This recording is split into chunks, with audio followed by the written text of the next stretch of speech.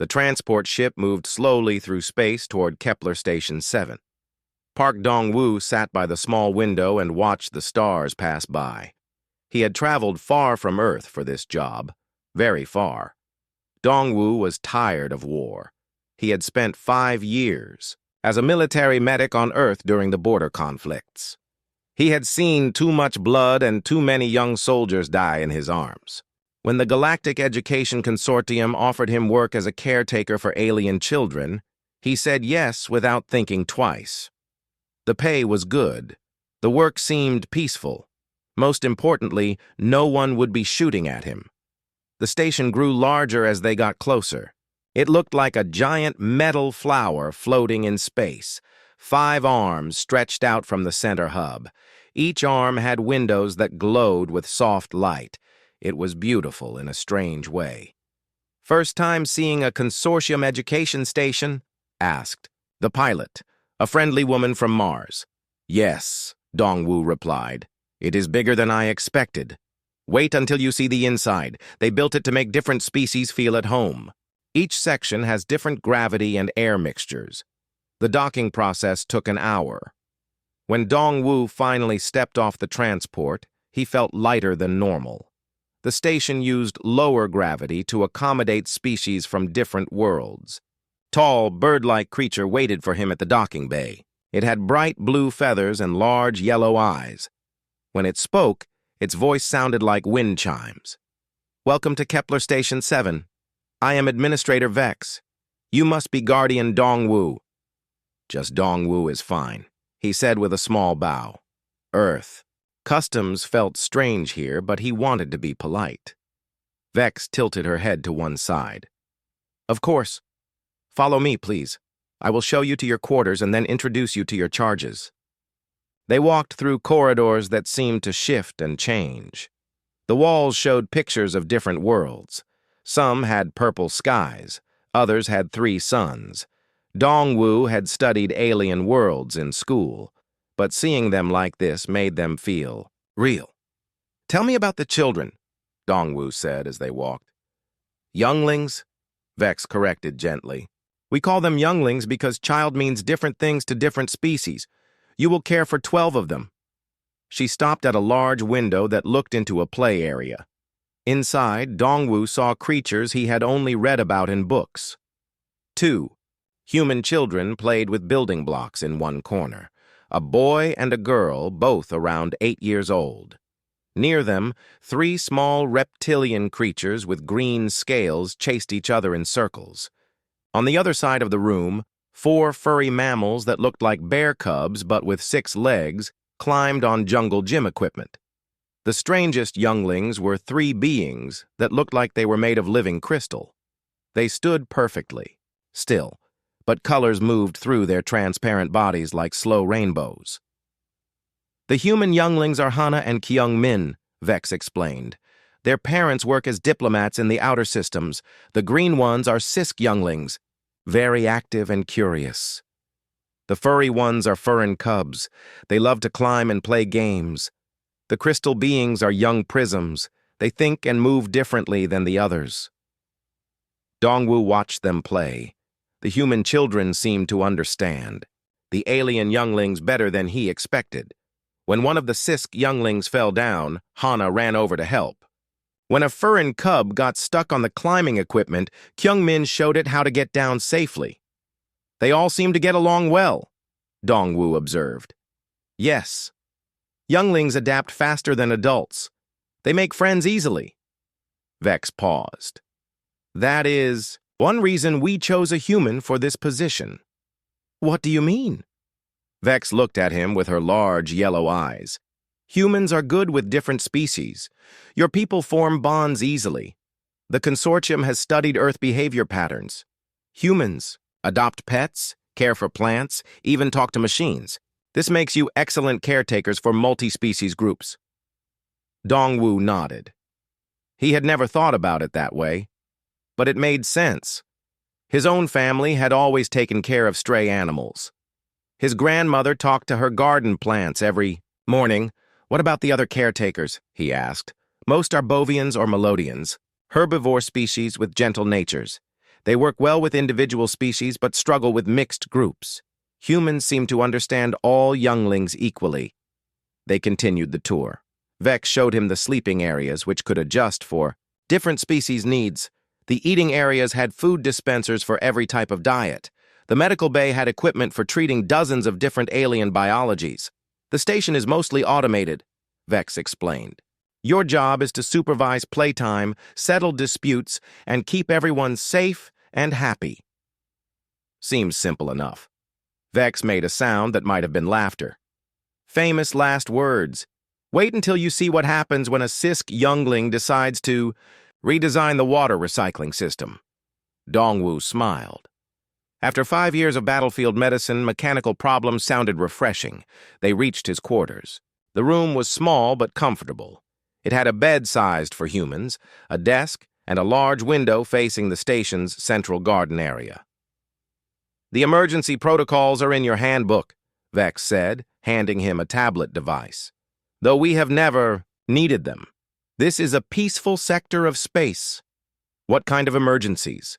Fire, air system failures, medical situations, standard safety procedures?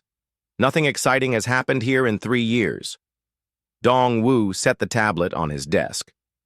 When do I meet the younglings? Tomorrow morning at 800 station time. Today, rest and read the handbook. Learn about each species' dietary needs and sleep cycles.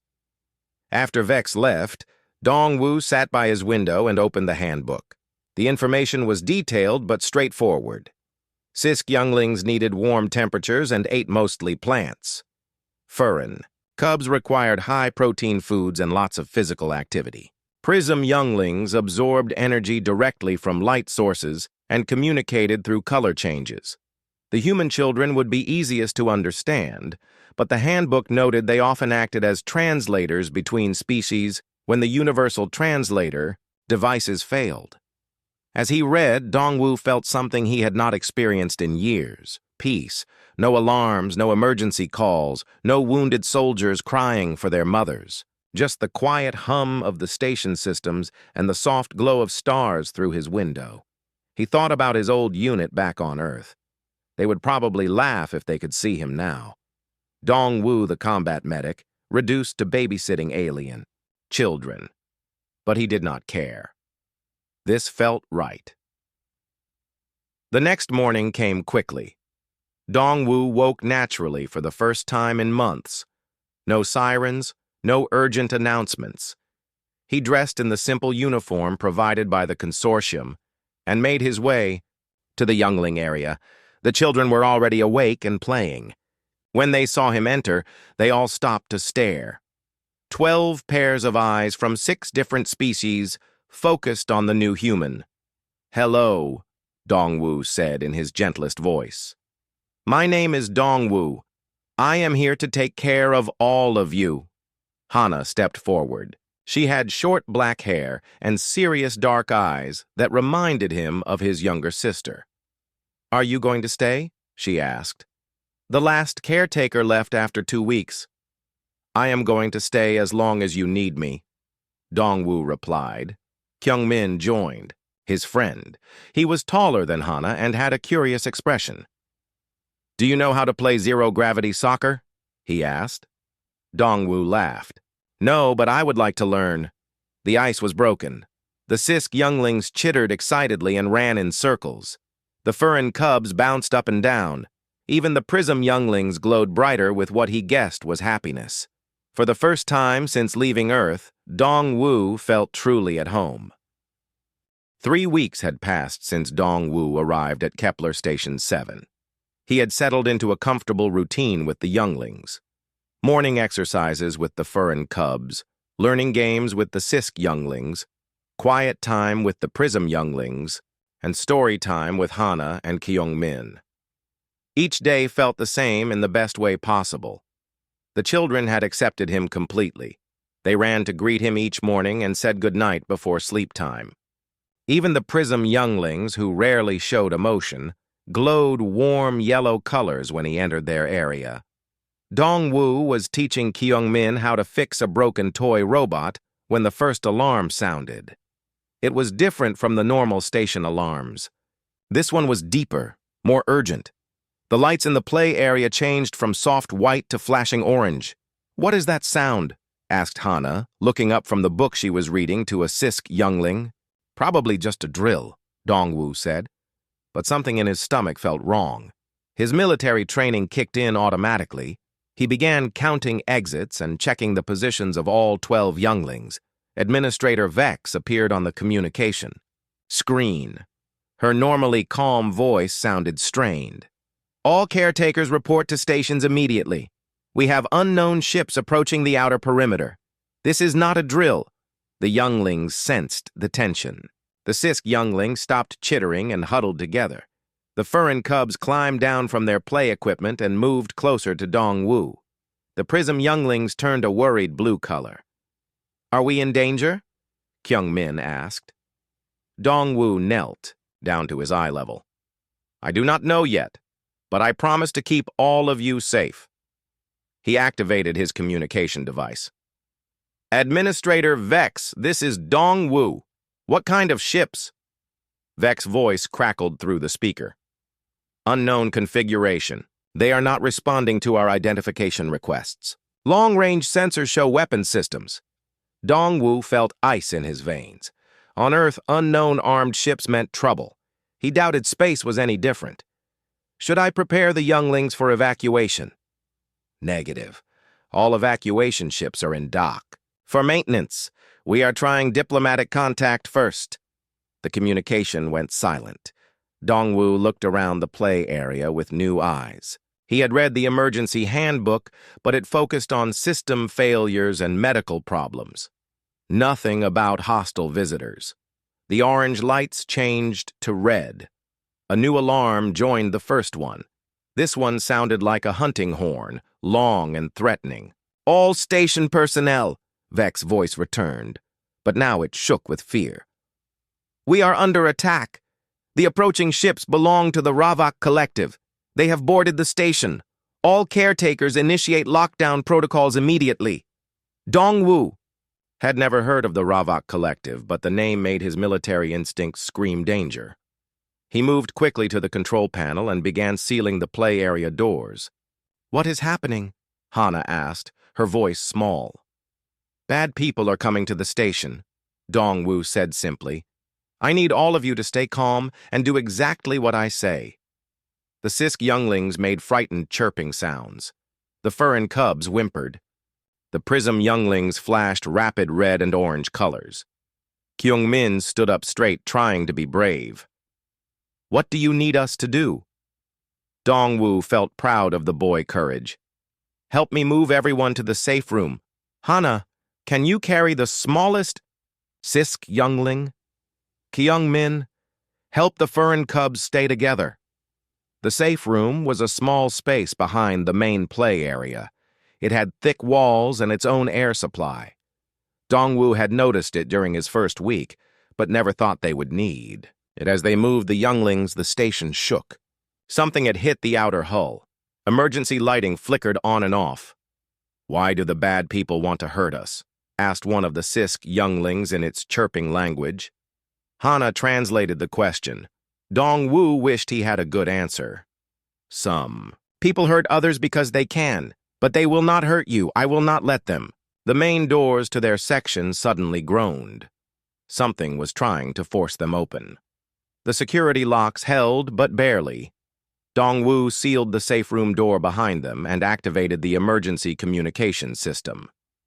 "Administrator Vex, this is Dongwu. We are secure in safe room 7. What is the station status?" Only static answered him. He tried again. "Any station personnel, please respond. This is Guardian Dongwu with 12 younglings in safe room 7. Still nothing. The pounding on the main doors grew louder. Whatever was out there was strong and determined. Kyung-min moved closer to Dongwu. "They cannot get in here, right?" "The doors are very strong," Dongwu said. But he was thinking about his handbook. The safe rooms were designed for system failures, not hostile borders. If these Ravak had military cutting tools, the doors might not hold long. A new sound joined the pounding. The high whine of energy weapons cutting through metal. Dongwu made a decision. He opened his personal storage locker and pulled out the emergency medical kit. Inside were basic surgical tools, medicines, and a few other items. Not much, but better than nothing. "Listen to me carefully," he said to all the younglings. "I need to go outside and talk to the bad people. You must stay here no matter what you hear. Hana and Kyung-min, you are in charge until I come back." "No," Hana said firmly. "You cannot leave us." "I have to. If I can talk to them, maybe they will." "Go away!" The cutting sound stopped. Then the pounding resumed, harder than before. Kyung-min grabbed Dong-woo's arm. "What if they hurt you?" Dong-woo looked at 12 young faces staring at him with complete trust. These children believed he would protect them. He would not disappoint them. "They will not hurt me," he said with more confidence than he felt. "And they will definitely not hurt any of you." The main doors exploded inward with a sound like thunder. Through the smoke and debris, shapes moved into the play area. Large shapes that walked on 2 legs but moved like hunting animals. Their eyes glowed yellow in the emergency lighting.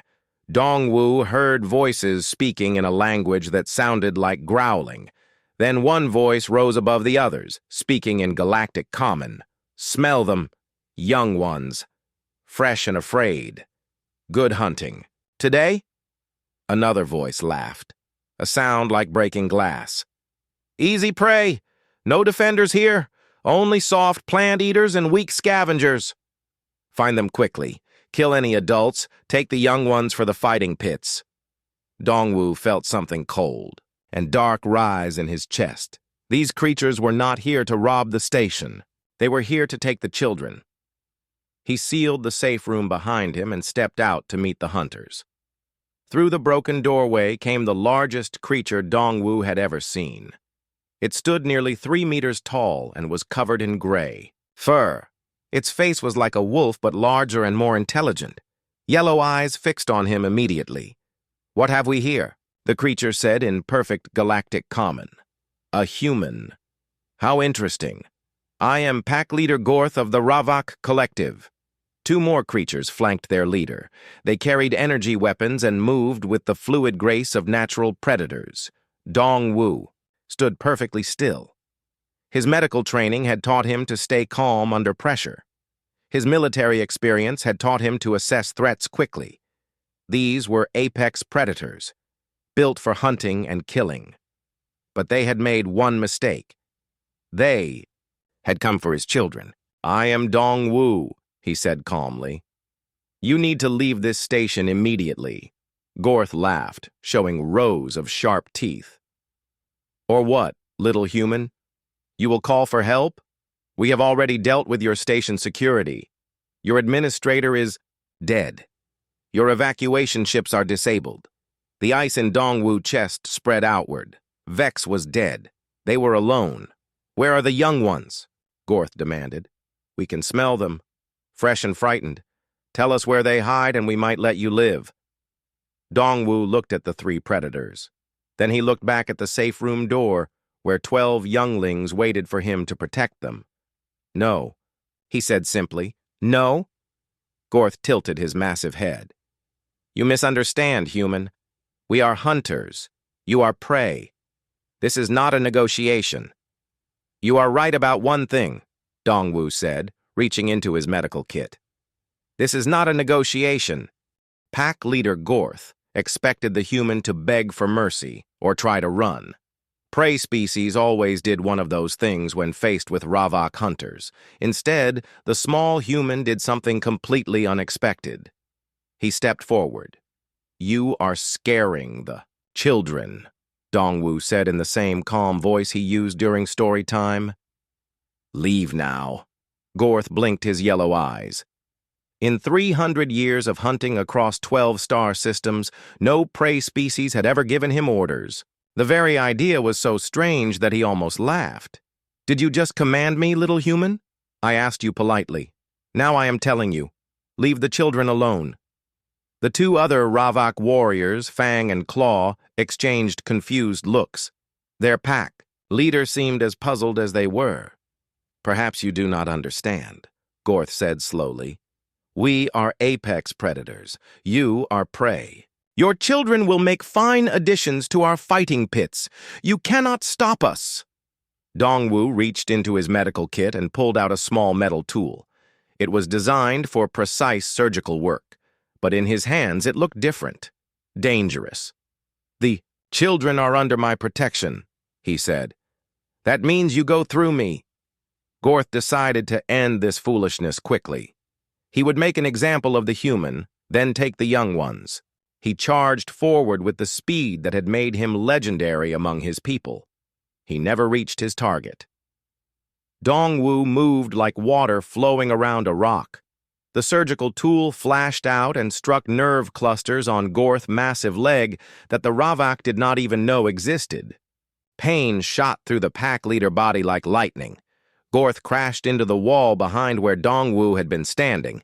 The human was already back in position between the hunters and the safe room door. I said, leave. Fang and Claw stared at, their pack leader picking himself up from the floor.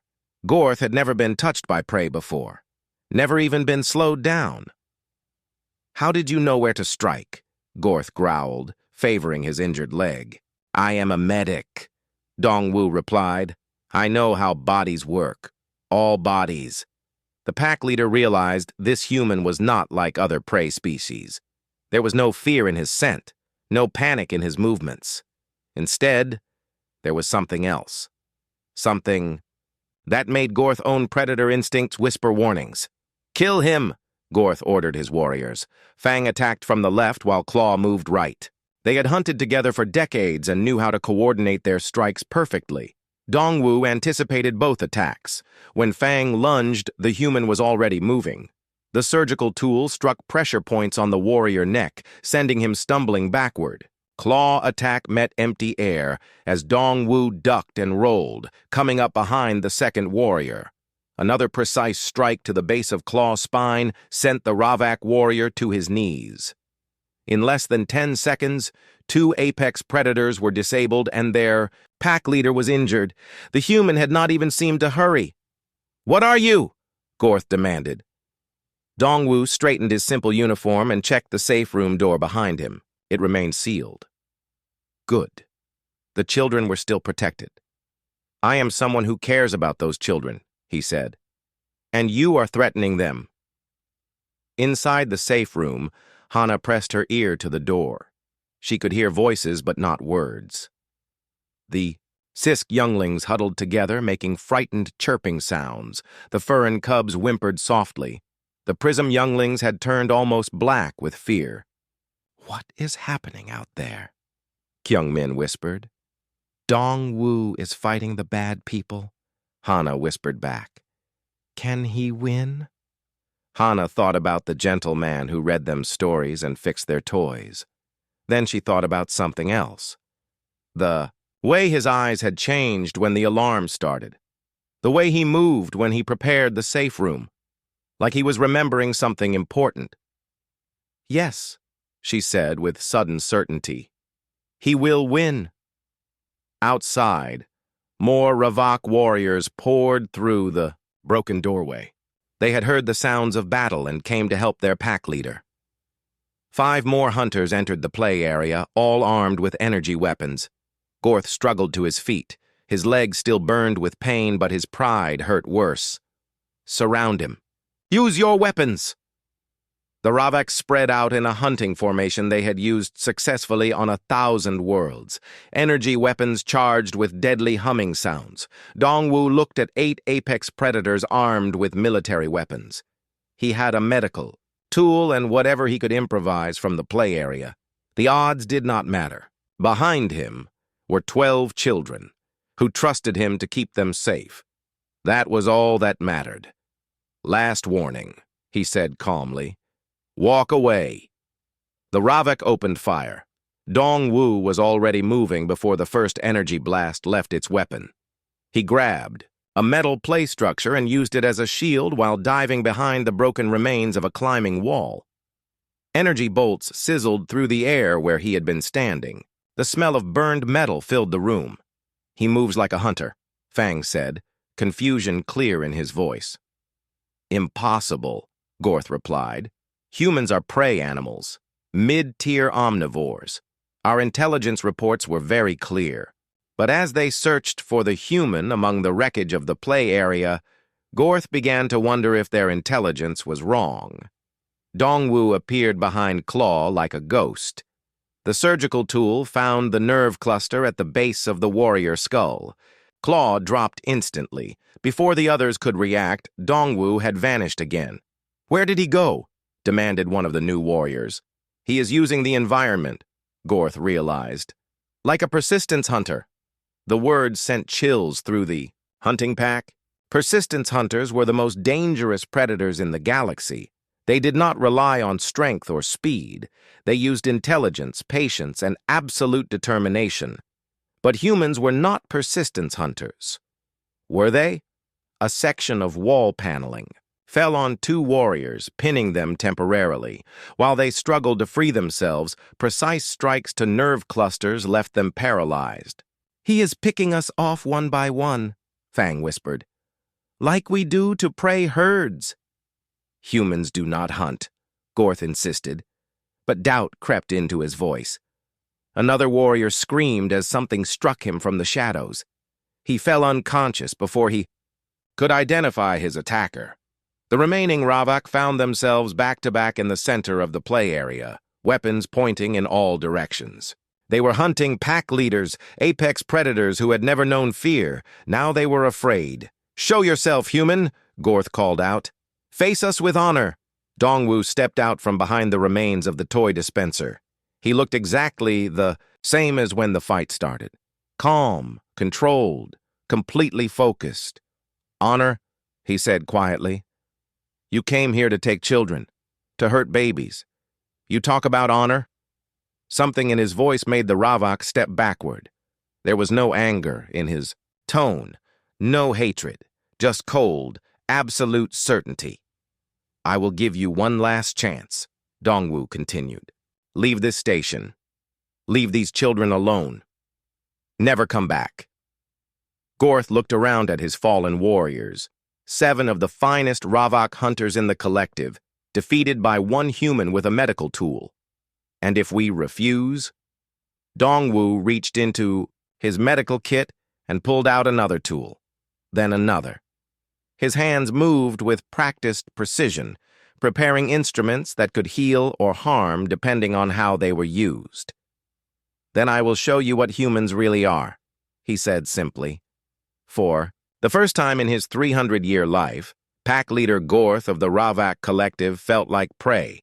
The remaining 3 Ravak warriors formed a tight circle around their pack leader.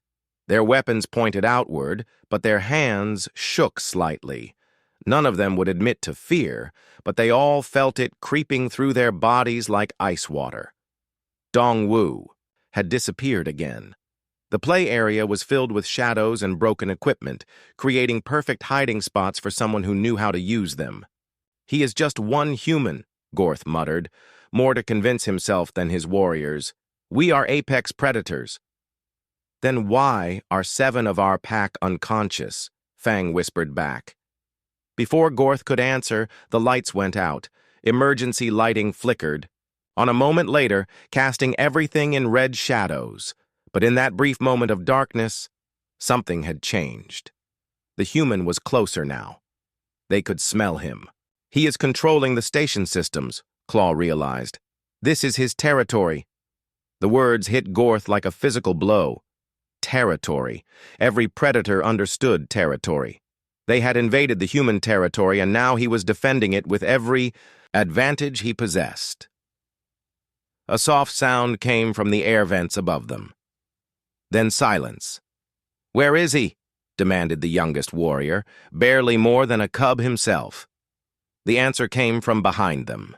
Dongwu dropped from the ceiling like a hunting spider. His surgical tools flashed in the red light, finding nerve clusters with impossible precision. The young warrior collapsed without making a sound. By the time the others turned around, the human was gone again. "To left," Dongwu's voice echoed from somewhere in the shadows. "You can still leave," Gorth roared in frustration. "We do not run from prey." "Then you do not understand what I am." the voice replied calmly. The temperature in the room began to drop. Gorth realized the human was using the environmental controls to make them uncomfortable. The cold would slow their reflexes and make them drowsy. Clever, he admitted grudgingly. But we adapt quickly. Not quickly enough. Something struck Fang from the side. Not the surgical tool this time, but a piece of broken play equipment thrown with perfect accuracy. It hit pressure points on his arm, making him drop his weapon. Before he could retrieve it, another projectile struck his leg, sending him sprawling. Dongwu emerged from the shadows long enough to disable the fallen warrior, then vanished again. Now only Gorth and Claw remained conscious. "This is impossible," Claw whimpered. "Humans are supposed to be weak, peaceful." "Peaceful when not threatened," Dongwu voice corrected from the darkness. "But you threaten children under my care. That changes everything." Inside the safe room, the younglings huddled together in frightened silence. They could hear sounds of fighting, but the thick walls muffled everything. Hana held the smallest Sisk youngling, while Kyungmin tried to comfort the Furin cubs. The Prism younglings had formed a circle and were glowing with soft blue light, trying to calm the others. "How long do we wait?" whispered one of the Furin cubs. "Until Dongwu comes back," Hana said firmly. "He promised to protect us." "What if he cannot win?" asked a Sisk youngling. Kyungmin stood up straighter. "Then we protect each other. That is what families do." The other younglings looked at him with surprise. "Family? They were all different species from different worlds." "Dongwu treats us all the same," Kyungmin explained. "He cares for all of us equally. That makes us family." Hana nodded. "If the bad people get past him, we work together. The Furin cubs are strong. The Sisk younglings are fast. The Prism younglings can blind enemies with their light. We humans can plan and coordinate." For the first time since the attack began, the alien younglings felt a spark of hope. They were not just helpless victims. They were a pack, and they would defend each other. Outside, the hunt continued. Gorth and Claw moved back to back through the ruined play area. Their weapons swept left and right, but they found nothing but shadows and silence. "He is toying with us," Claw whispered. "No," Gorth replied. "He is teaching us." "Teaching us what?" "That we are not the apex predators here." A piece of ceiling tile fell near their feet. Both warriors spun toward the sound, firing wildly. Energy bolts scorched the walls and equipment, but hit nothing alive. While they were distracted, Dongwu struck from ground level. He had crawled through the debris like a snake, invisible until it was too late. Claw felt the surgical tool touch his spine, and then felt nothing at all. He crumpled to the floor, paralyzed but conscious. Now only Gorth remained standing. The pack leader turned in a slow circle, his weapon raised but trembling slightly. Around him lay 8 of the finest Ravak warriors in the collective, all defeated by one human with medical tools. "Show yourself," Gorth called out. "End this with honor." Dongwu stepped out from behind an overturned table. He looked tired but determined. His simple uniform was torn in places, but he showed no signs of injury. "You want to end this?" he asked. "Yes. Single combat between pack leaders." Dongwu tilted his head slightly. "I am not a pack leader. I am a caretaker. You fight like an alpha. I fight like someone protecting his family." Gorth raised his energy weapon. "Same thing." "No," Dongwu said softly. "It is not." The pack leader fired. Dongwu was already moving, rolling to one side as the energy bolt passed through empty air. He came up running, medical tools in both hands. Gorth was faster and stronger, but Dongwu was smarter and more desperate. Every move the Ravak made was anticipated and countered. Every attack was turned aside or avoided entirely. The human fought like water flowing around stone, always moving, never where the pack leader expected him to be. Gorth realized with growing horror that he was being hunted. The human was not just defending himself. He was studying every movement, learning every weakness, preparing for the perfect moment to strike. "What are you?" Gorth gasped as another attack failed to connect. "I am someone who keeps promises to children," Dongwu replied. The pack leader lunged forward with desperate strength. Dongwu stepped aside and struck with both surgical tools simultaneously. One hit the nerve cluster in Gorth's neck. The other found the pressure point behind his knee. The mighty pack leader of the Ravak collective fell to the floor like a toppled tree. Dongwu stood over his defeated enemy, breathing hard but victorious. Around him lay 9 apex predators, all unconscious or paralyzed. "I told you to leave," he said quietly. "You chose not to listen." Gorth could barely speak through his paralyzed vocal cords. "How? You are just prey." Dongwu knelt down beside the fallen pack leader. When he spoke, his voice was gentle again, like when he read bedtime stories. "You made one mistake," he said. "You thought being prey meant being weak, but humans are not prey. We are persistence hunters who learn to protect instead of kill. We bond with other species and adopt their young as our own. When you threaten our adopted pack, you face something your evolution never prepared you for." He stood up and looked toward the safe room door. "You face love," he said simply. The door opened, and 12 younglings peeked out cautiously. When they saw Dongwu standing unharmed among the fallen Ravak, they ran to him with cries of joy and relief. Gorth watched in amazement as the human knelt down to embrace children who were not even his own species. The younglings clustered around their protector like he was the most important thing in their universe. And the pack leader finally understood what had defeated him. Not superior strength or speed or weapons. Something far more dangerous.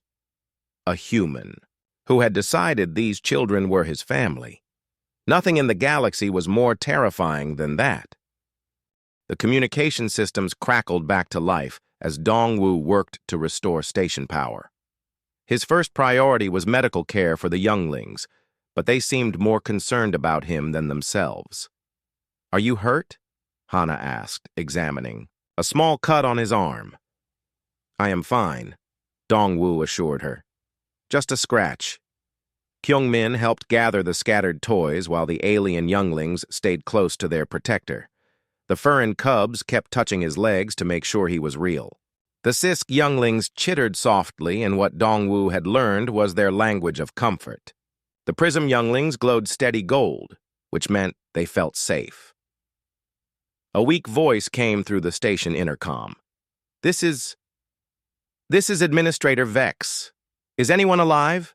Please respond." Dongwu rushed to the communication panel. "Vex, this is Dongwu. We are all safe in the youngling section." Silence for a long moment. Then Vex's voice returned, filled with disbelief. "Dongwu? How is that possible? The Ravak swept through this station like a storm. They killed half the staff and disabled our security forces." "The younglings are all safe," Dongwu repeated. "What is the station status?" "I am in the emergency command center with 3 other survivors. The Ravak damaged our main systems, but we can repair them. How did you survive?" Dongwu looked around at the unconscious Ravak warriors scattered across the play area. "We had a disagreement about the children." 20 minutes later, Administrator Vex arrived with a security team. She stopped in the doorway and stared at the scene before her. 9 Ravak warriors lay motionless throughout the room. They were all breathing but clearly defeated. "You did this?" she asked in amazement. "They wanted to take the younglings," Dongwu said simply. "I could not allow that." Vex walked carefully between the fallen predators. These were Ravak warriors, apex hunters who had terrorized dozens of star systems. Each one was twice the size of the human and bred for combat. "How?" she whispered. "I used what I learned in the military. Medical knowledge, environmental advantages, and—" He paused, looking at the 12 younglings who had refused to leave his side. Motivation. The security team began binding the unconscious Ravak with restraint fields. Pack leader Gorth was starting to regain feeling in his limbs, though he remained helpless. "You are not what our intelligence said," Gorth spoke slowly, his voice filled with confusion. Vex turned to the defeated pack leader. "What did your intelligence report say about humans?" "Mid-tier omnivores, peaceful explorers, no significant combat capabilities." Gorth looked directly at Dongwu. "They were wrong." "No," Dongwu corrected gently. "They were right. Humans are peaceful. We prefer to explore and learn rather than fight." "Then how did you defeat my entire hunting pack?" Dongwu knelt down beside Hana, who immediately hugged his arm. "Because you threatened children under my protection. That changes everything." Administrator Vex began recording everything on her official device. The Galactic Consortium would need a full report about this incident. "Explain to me what happened here," she said. Dongwu thought for a moment. "On Earth, we have a saying. It takes a village to raise a child. When humans adopt young ones, even from other species, they become part of our pack, our family. Threatening them activates instincts that go back millions of years." "What kind of instincts?" "Persistence hunting instincts combined with pack protection. Behaviors. Humans evolved as persistence hunters. We can track prey across vast distances, use tools creatively, and never give up once we start hunting. But we also evolved to form groups and protect the young of our pack, even if they are not our biological offspring." Gorth struggled to understand. "But you gained nothing from protecting these younglings. They are not your species, not your genetic line." "That is exactly the point," Dongwu replied. "Humans do not just protect their own children, we protect all children. Once we decide a young one is under our care, we will die before letting harm come to them." The security team finished securing the Ravak warriors. Several would need medical treatment for the precise nerve damage Dongwu had inflicted, but all would recover fully. "What will happen to them?" Dongwu asked. "They will be turned over to galactic justice," Vex replied. "The Ravak Collective has committed crimes across 12 systems. This evidence will help stop them permanently." As the warriors were carried away, Gorth called out to Dongwu, "We will remember this. The Ravak will remember that humans are not prey." "Good," Dongwu said calmly. "Tell every predator species you meet. Tell them what happens when they threaten human-protected young. Maybe it will save lives." After the Ravak were removed, Vex began her official interview. The younglings sat in a circle around Dongwu, still unwilling to leave his side. "For the record," Vex said, "describe your actions during the attack." "I protected the children assigned to my care using reasonable force." "Reasonable force?" Vex looked around at the damaged play area. "You defeated 9 apex predators with medical tools." "They threatened babies," Dongwu said, as if that explained everything. And perhaps it did. Vex made detailed notes about human protective instincts, pack bonding behaviors, and combat adaptability. The consortium scientists would want to study this data carefully. "One more question," she said. "How did the younglings respond during the crisis?" Dongwu smiled for the first time since the attack began. "They were amazing. Hana and Kyungmin helped organize the others. Every species worked together to stay safe. They formed their own pack structure." "That should not be possible," Vex said. "Different species have incompatible social structures." "Not when they are children," Dongwu explained. "Young ones adapt, faster than adults. And when they see humans treating all species equally, they learn to do the same." Kyungmin spoke up. "We are family now, all of us together." The alien younglings chittered, squeaked, and glowed in agreement. Despite being from 6 different worlds, they had bonded into a single group under the protection of their human caretaker. Vex made another note. Human-pack bonding was not just limited to humans. It could extend across species lines and influence other young to form multi-species family groups. "The consortium will want to interview you," she told Dongwu. "This incident will change how we understand human psychology." "Will we have to leave the station?" Hana asked worriedly. "No," Vex assured her. "In fact, the consortium will probably want more humans working as caretakers throughout the galaxy." Dongwu felt a warm glow in his chest. He had found his calling among the stars. Not as a warrior or explorer, but as a protector of the innocent. "I would like that," he said. "There are many children in the galaxy who need someone to care for them." As the station systems returned to normal and repair crews began fixing the damage, word of the incident spread through the galactic communication networks. A single human caretaker had defeated an entire Ravak hunting pack to protect alien younglings. The story seemed impossible, but the evidence was overwhelming. Across the galaxy, other predator species began receiving a new message. Human-protected young were off-limits. The peaceful explorers from Earth had revealed a side of their nature that no one had suspected. They were the ultimate guardians of the innocent, and threatening their adopted children was the last mistake any predator would ever make. 6 months after the Ravok attack, Kepler Station 7 had become the most famous education facility in the galaxy. Dongwu still could not understand why. "It is simple," Administrator Vex explained as they watched the younglings play in the rebuilt recreation area. "You changed everything the galaxy thought it knew about humans. The play area was larger now, with better security systems and emergency protocols. But the most important change was not in the equipment. It was in the children themselves. Hana and Kyung-min had become natural leaders among the younglings. They translated between species, organized games that everyone could play, and helped new arrivals feel welcome. The alien younglings followed, their example, treating all species as equals.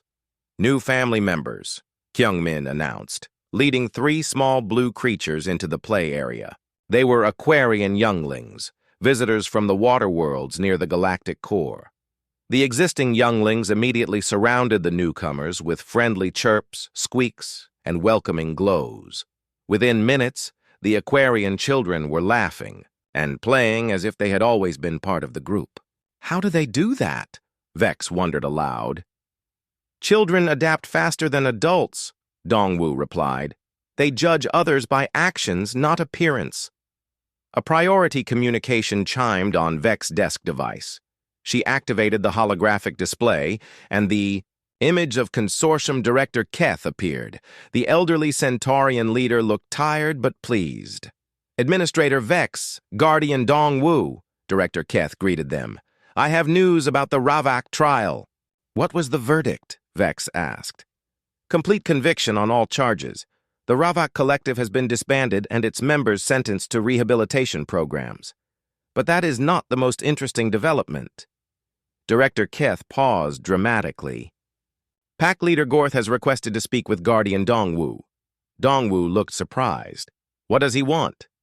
"He claims to have important information about human nature that the consortium needs to understand. He will only share it with you." The communication link was established an hour later. Gorth appeared on the screen from his holding cell on Judgment Station. The once mighty pack leader looked smaller somehow, though his yellow eyes still held intelligence.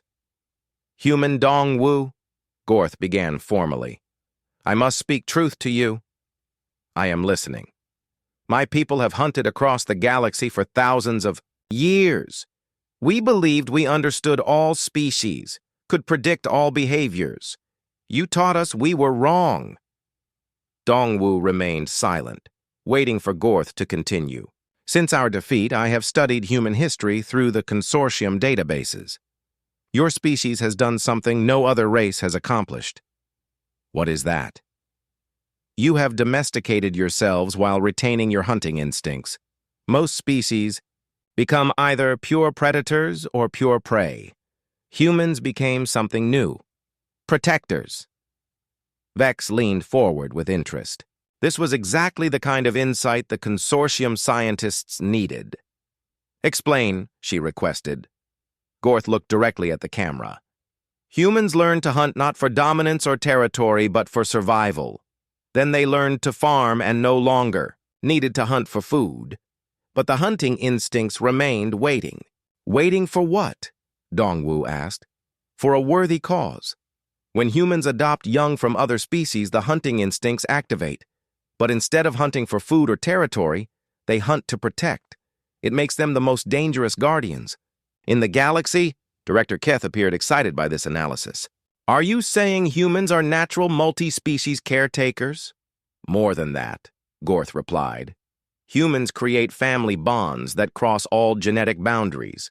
They treat adopted young exactly the same as their biological offspring. This should be impossible according to evolutionary psychology." "But it is not impossible," Dongwu said quietly. "It is just human." The interview with Gorth was distributed throughout the consortium scientific community.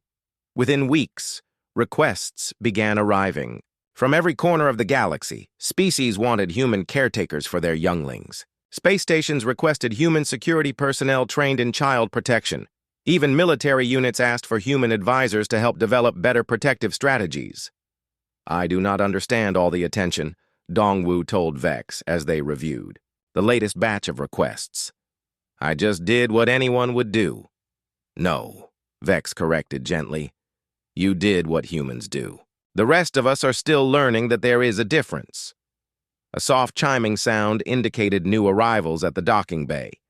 Vex checked her schedule and smiled. "Perfect timing. Come with me, Dongwu. There is something you need to see." They walked to the observation deck overlooking the docking area. Below them, 3 transport ships were unloading passengers, but these were not ordinary visitors.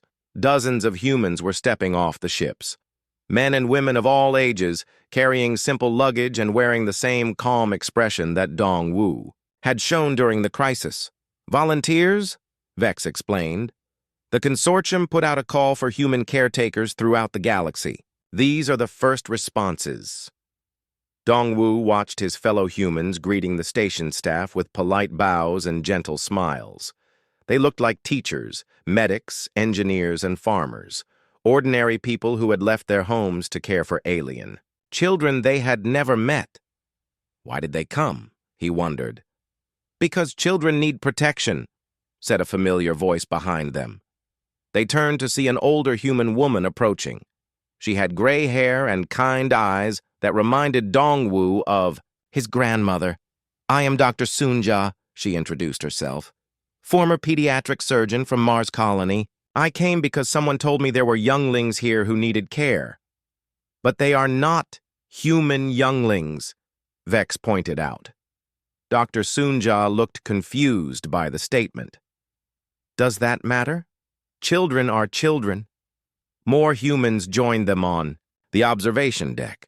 Each one had the same response when told the younglings were alien species. It did not matter. Young ones needed protection and guidance. That was enough. As the weeks passed, Kepler Station 7 transformed again. Human caretakers integrated seamlessly with the existing staff. They learned alien biology, studied different cultural needs, and adapted their methods to work with every species. But the most remarkable change was in the younglings themselves. With multiple human role models, they began displaying behaviors that amazed xenobiologists throughout the galaxy. Alien children started forming permanent bonds across species lines. They developed communication methods that worked between completely different biologies. Most importantly, they began protecting each other with the same fierce loyalty they had learned from their human caretakers. "We are creating something new," Vex observed during a staff meeting. "Multi-species family groups that should not be possible." "Maybe they were always possible," Dongwu suggested. "Maybe they just needed humans to show the way." Dr. Sunja nodded in agreement. "Humans have always been good at adoption. We adopt pets, orphans, even entire communities. Adopting alien younglings is just an extension of what we already do." The success of Kepler Station 7 led to similar programs throughout the consortium. Human caretakers became the most requested personnel for any facility dealing with young beings, but the most important result was something no one had predicted. The younglings raised in multi-species human-led families grew up to become the galaxy's first truly universal citizens. They thought of all species as equally valuable. They formed friendships and partnerships that crossed every biological and cultural boundary. They carried the human concept of universal family into their adult lives. A generation of galactic leaders began emerging who had learned their values from human caretakers. War between species became increasingly rare. Cooperation became the norm rather than the exception. "You did not just protect 12 younglings," Director Keth told Dongwu during a ceremony honoring the human caretakers. "You helped create a new kind of civilization." Dongwu looked out at the audience. Hundreds of species were represented, many of them former younglings who had grown up under human care. They sat together without regard for old prejudices or ancient conflicts. Hana and Kyung-min, now teenagers, served as youth ambassadors for the consortium. They translated not just languages but entire ways of thinking between species. "What happens next?" Vex asked as the ceremony concluded. Dongwu watched the mixed-species crowd socializing like one enormous family. Children of dozens of different worlds played together while their parents shared stories and formed new friends.